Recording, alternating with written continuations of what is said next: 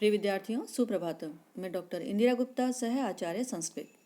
विद्यार्थियों, संस्कृत साहित्य का इतिहास इस श्रृंखला के अंतर्गत आज का विषय है गद्य काव्य।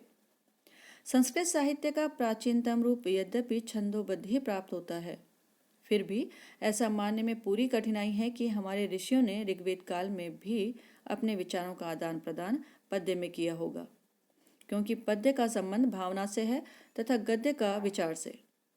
गद्य की शैली विचार की वाहिका है और बौद्धिक ज्ञान के क्षेत्र को वाणी का मूर्त रूप देने में ही इसका प्रयोग अधिकतर पाया जाता है। मानव की विचार सरणी का रूप गद्यात्मक ही होता है, पद्यात्मक नहीं। कोई विरला ही व्यक्ति पद्य में सोचता होगा, अतः ऋग्वेद काल में भी बोलचाल की भाषा गद्य ही रही होगी। इतना ही नहीं, पाश्चात्य विद्वान ओल्डेनबर्ग का तो कहना है कि पहले ऋग्वेद के भी अंतर्गत गद्य था, परंतु कालांतर में कंठस्थ करने की सुविधा के कारण लोगों ने केवल ऋग्वैदिक पद्य का ही संचयन किया और गद्य भाग आगे चलकर विस्मृत हो गया। कहा जा सकता है कि संस्कृत में गद्य का प्रयोग वैदिक काल से ही होता आया है। ऋग्वेद संहिता संस्कृत पद्य एवं गद्य दोनों का प्राचीनतम आधार है। कृष्ण यजुर्वेद की कृष्णता गद्य की बहुलता के कारण ही विख्यात है, या ये कहें कि कृष्ण यजुर्वेद का कृष्णत्व गद्य के मिश्रण के कारण ही है। इसी वेद की तैत्तरीय संहिता में गद्य का प्राचीनतम रूप उपलब्ध होता है। यजुर्वेद की काठक संहिता, मैत्रायणी संहिता आदि में भी पर्याप्त मात्रा में गद्य प्राप्त ग्रंथों की रचना गद्य में ही हुई थी। आरण्यकों में भी पर्याप्त गद्य है। प्राचीन उपनिषद गद्यात्मक ही हैं। अथर्ववेद का षष्ठांश गद्यात्मक है। इसके पश्चात ब्राह्मण ग्रंथों तथा आरण्यक ग्रंथों में भी गद्य का प्रचुर मात्रा में प्रयोग हुआ है।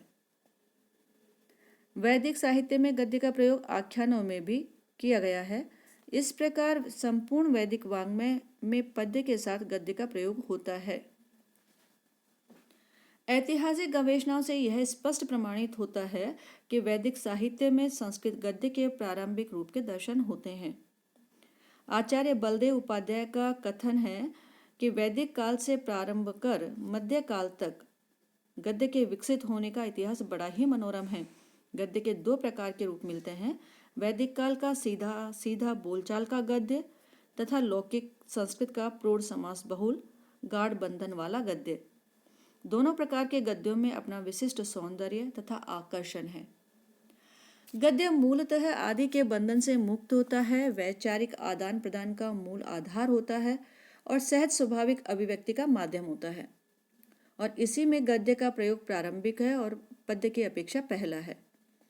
फिर भी गद्य लेखन या गद्य साहित्य अधिक समृद्ध नहीं रहा, क्योंकि गद्य में अभिव्यक्ति की स्वतंत्रता एवं निर्बाधता होने पर भी वैचारिक गंभीरता, संप्रेषणीय प्रभाव एवं मार्मिकता का सहज प्रयोग नहीं हो पाता। इसलिए गद्य लेखन अपेक्षाकृत कम हुआ है। लौकिक साहित्य में गद्य का रूप अपेक्षाकृत कम विकसित एवं कम प्रायोगिक है। वेदांगों में प्रयोग हुआ है, किंतु वह विषयनिष्ठ एवं शास्त्रीय है। व्यवहारिक कम। दर्शन के ग्रंथों में, ज्योतिष एवं आयुर्वेद के ग्रंथों में विषय विवेचन के लिए बहुत न्यून तथा प्रौढ़ गद्य का ही प्रयोग है।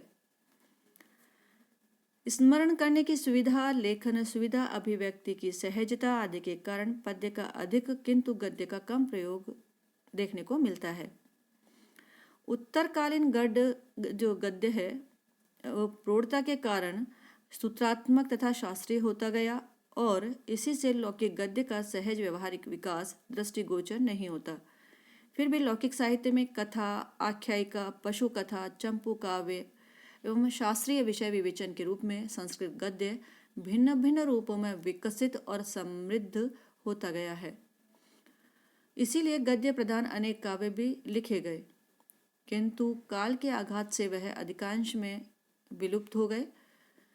कारण है कि पतंजलि ने महासभाओं में वासवदत्ता, भैमीरथी तथा सुमनोत्तरा आदि गद्य काव्यों का उल्लेख किया है। अधिकृत्य कृते ग्रंथे बहुलम लुक वक्तव्य है, वासवदत्ता सुमनोत्तरा न च भवति भैमीरथी।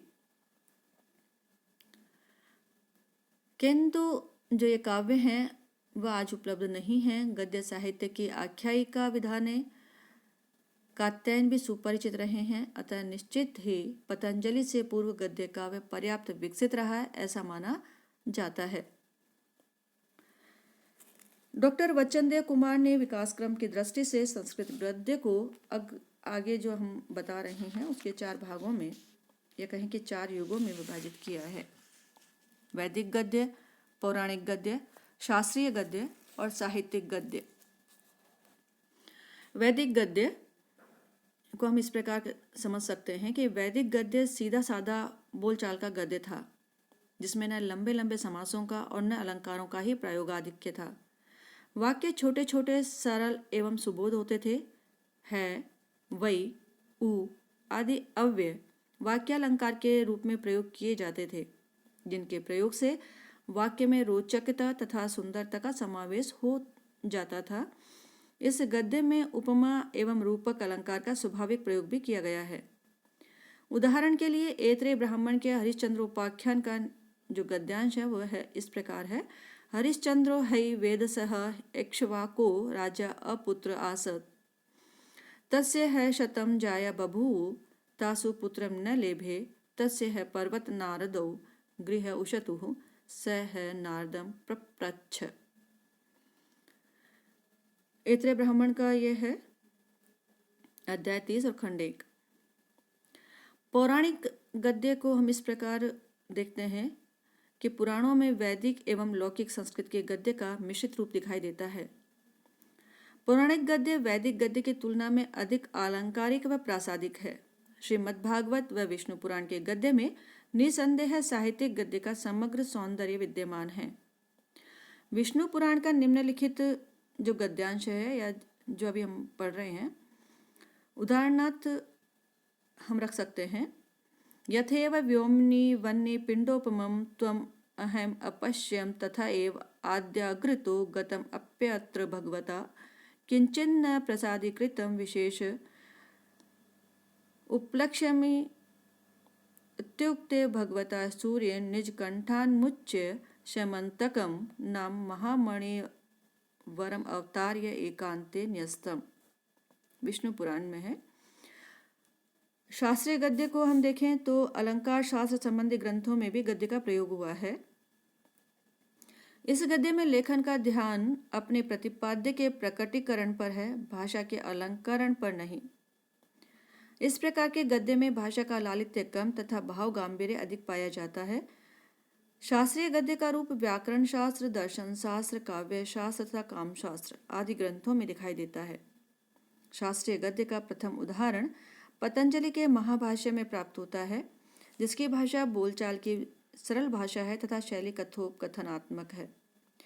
ये पुनः कार्याभावा निवृत्तौ तावत् तेषां यत्नः क्रियते तद यथा घटेन कार्यं करिष्यन् कुंभकारक कुलं गत्वाह कुरु घटम कार्यमानेन करिष्यामि इति न